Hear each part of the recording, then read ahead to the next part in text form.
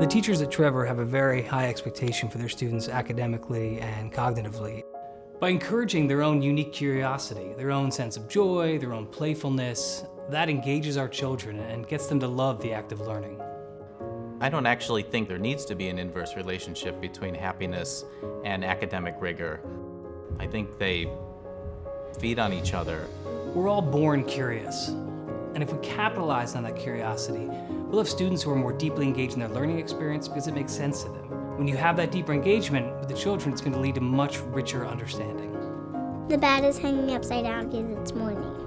A circle can become an emoji. I chose Macy Jemison because she's an astronaut and I want to be an astronaut. Through the process of looking for schools and doing tours and interviews, Trevor always stood out. I am a school teacher as well, and so it was very important for me to have a school that provided rigor, but also allowed my children to grow and be able to express themselves with their true personality. Hi guys.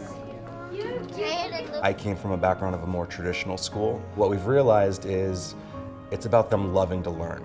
They're being engaged to look at it from their own perspective. We wanted a school that would tailor it to the individual and an environment that was nurturing and warm. Our goal is deep engagement each and every day. So it's all about asking questions, it's all about solving problems. And at this age, that's exactly what the children are doing. They're asking us questions nonstop. They're introduced to the scientific method in kindergarten and even earlier, something they'll be using in high school and college.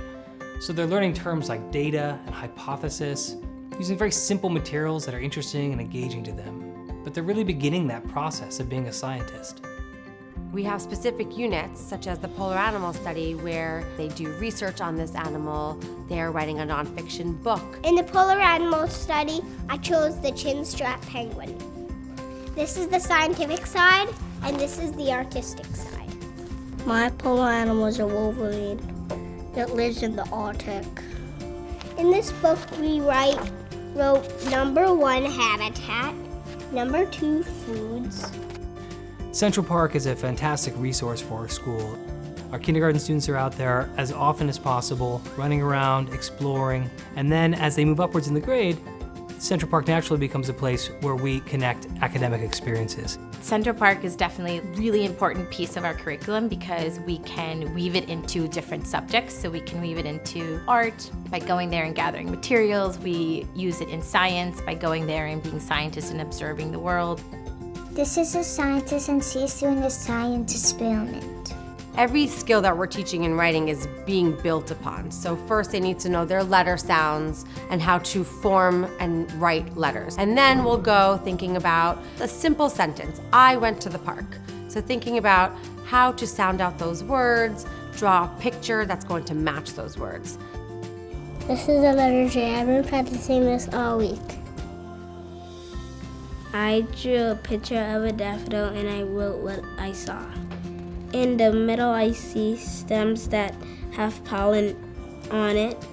Reading has many different components, and we try to put it in as many parts of the day as we can.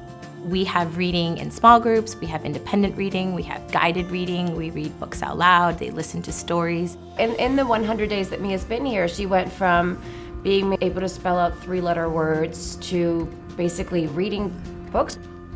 My resolution is to learn to read.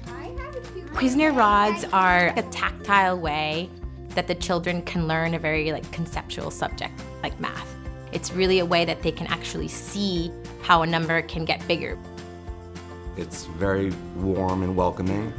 We tell everyone Trevor feels like home.